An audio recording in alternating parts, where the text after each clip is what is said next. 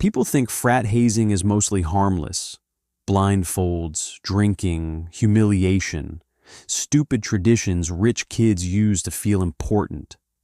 That's what I thought too, until I went through Hell Night. And before you ask, no, I never joined the fraternity. At least, not officially.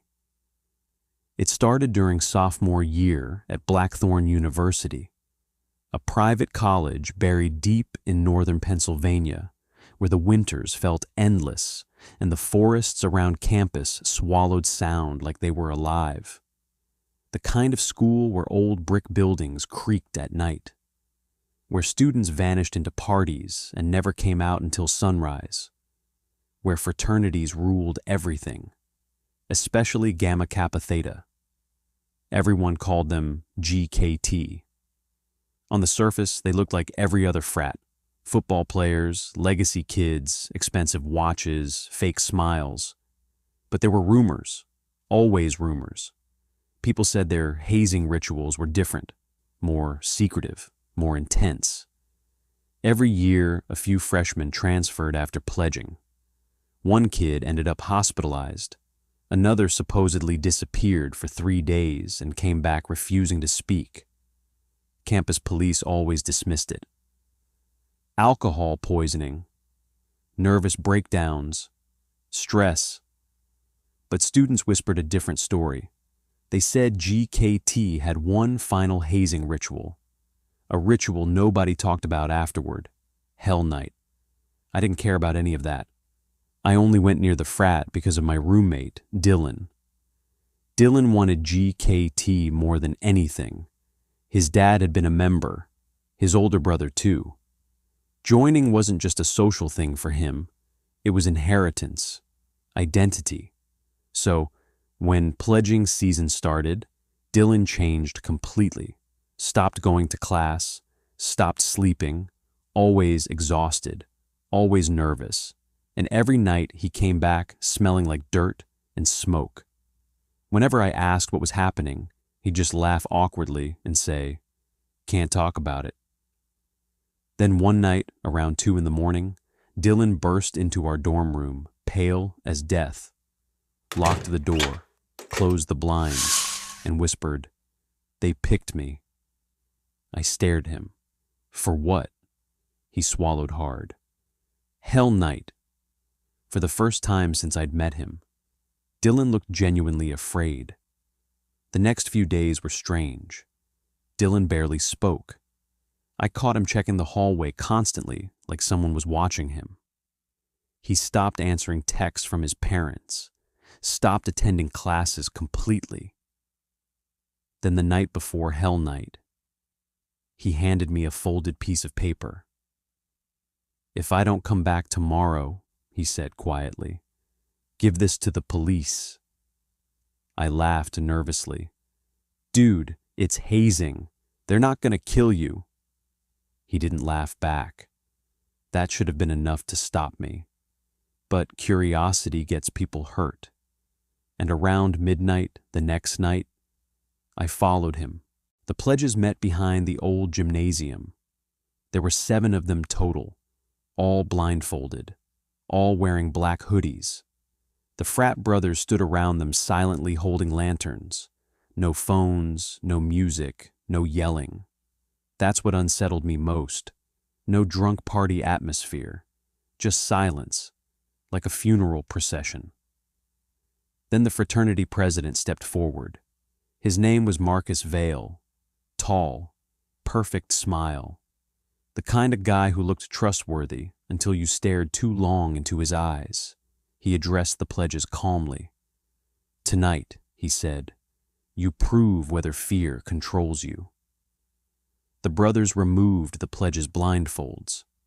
Then Marcus pointed toward the woods behind campus, dark, endless forest stretching beyond the tree line.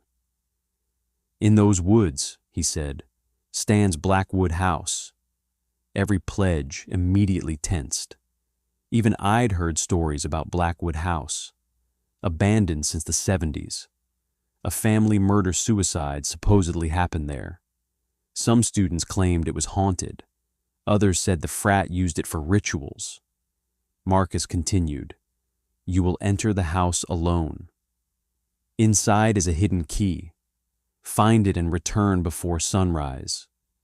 And no matter what happens," his smile faded slightly, "do not go into the basement." The frat brothers handed each pledge a flashlight. Then one by one, they disappeared into the woods. Dylan went last. Before entering the trees, he looked back toward campus, toward safety, toward escape. Then he vanished into the darkness. I should have gone back to my dorm. Instead, I followed him. The woods felt wrong immediately. Too quiet. No insects. No wind. Just dead silence between the trees. After 20 minutes of walking, I saw it. Blackwood house. 3 stories. Rotting wood exterior. Broken windows like empty eye sockets. And every light inside glowing dim yellow, even though the house had no electricity. Dylan stood near the entrance, frozen. "What are you doing here?" he hissed when he saw me. "I came to help." His face tightened. "You shouldn't be here." Then the front door creaked open by itself. Both of us jumped. From somewhere deep inside the house, a bell rang once. Dylan whispered, "That means it started." The inside smelled like wet wood and mold. Dust covered everything. But there were fresh footprints on the floor. Dozens of them. Like people walked through the house constantly. The deeper we went, the stranger things became. Family portraits lined the walls, except every face had been scratched out. The grandfather clock in the hallway ticked backwards, and every few minutes we'd hear footsteps above us, even though we knew nobody should have been upstairs. Dylan searched rooms frantically for the key. I kept asking if this was all some elaborate prank, but deep down, I already knew it wasn't. Then we heard screaming. A pledge, somewhere upstairs. The scream ended suddenly. Dylan grabbed my arm hard. "We need to leave." "What about the key?" "Forget the key." That's when the basement door slammed shut downstairs. The entire house shook violently, and a voice echoed through the halls. Not loud, not human, just one sentence whispered from every direction at once. "One of you must stay." Dylan went pale. "You heard that too, right?" Before I could answer, something sprinted across the upstairs hallway. Fast, too fast, just a blur of pale skin and black eyes. We ran, straight for the front door, but it wouldn't open. Dylan screamed for help. No response. Then the lights inside the house shut off simultaneously. Darkness swallowed everything. And from somewhere below us came slow footsteps climbing the basement stairs. Thump, thump, thump. Dylan grabbed my flashlight. The beam shook violently in his hands. Then we saw it, a figure standing at the end of the hallway. Tall, bent unnaturally sideways. Its skin stretched tight over bone. And where its face should have been, there was only darkness. It started walking toward us, slowly. Dylan broke. He shoved me hard and ran upstairs. I chased after him, screaming his name. The second-floor hallway seemed longer now, impossible longer. Doors multiplying where walls should have been. The thing kept climbing behind us. Slow, steady footsteps, never rushing, like it already knew we couldn't escape. Dylan found a bedroom and slammed the door shut behind us. Both of us gasped for breath in the darkness. Then we noticed something horrifying. The room wasn't abandoned. Mattresses lined the floor, fresh water bottles, candles, and carved into every wall were hundreds of names, student names, dates beside them, decades worth, some crossed out, some circled. Dylan ran his fingers across one carving, then stopped, his face drained of color. It was his brother's name, Beneath it, someone had carved, "He stayed." The bedroom door suddenly shook violently. Bang, bang, bang. Something outside was trying to get in. Dylan started crying, actually crying. "I knew this wasn't fake," he whispered. "My brother warned me." "What are you talking about?" Dylan stared at me with bloodshot eyes. "The frat feeds someone to the house every year." My stomach twisted. "What?" "The house chooses one pledge." Another violent slam hit the door. Wood splintered. Dylan backed toward the window. "There's no key," he whispered. "There never was." Then he looked at me, really looked at me, and I realized something terrible. He hadn't wanted me there to help him. He brought me because he didn't want to go alone. The door burst. The thing entered the room slowly, its body twitching unnaturally, its hollow face turning toward us. Dylan shoved me toward it and ran.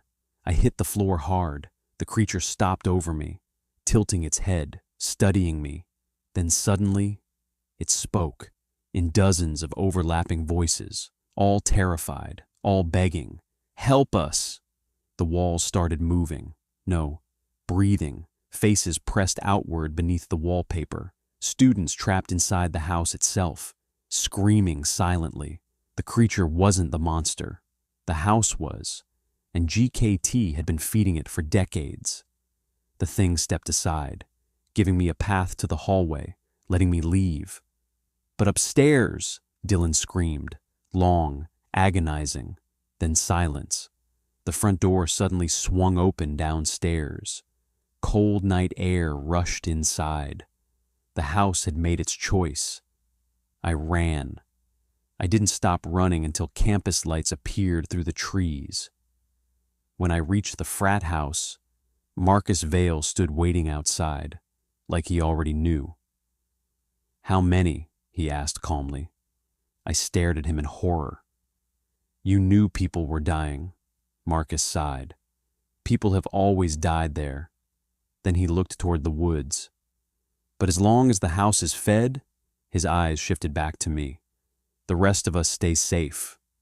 Campus police ruled Dylan's disappearance a tragic accident, missing in the woods, case unsolved. The fraternity remained untouched. Of course it did. Rich families, powerful alumni, too much money involved. I transferred schools a month later, tried to move on, tried to forget. But 3 nights ago, I received a package with no return address. Inside was a VHS tape, one label, written in shaky handwriting. "Hell Night 2026."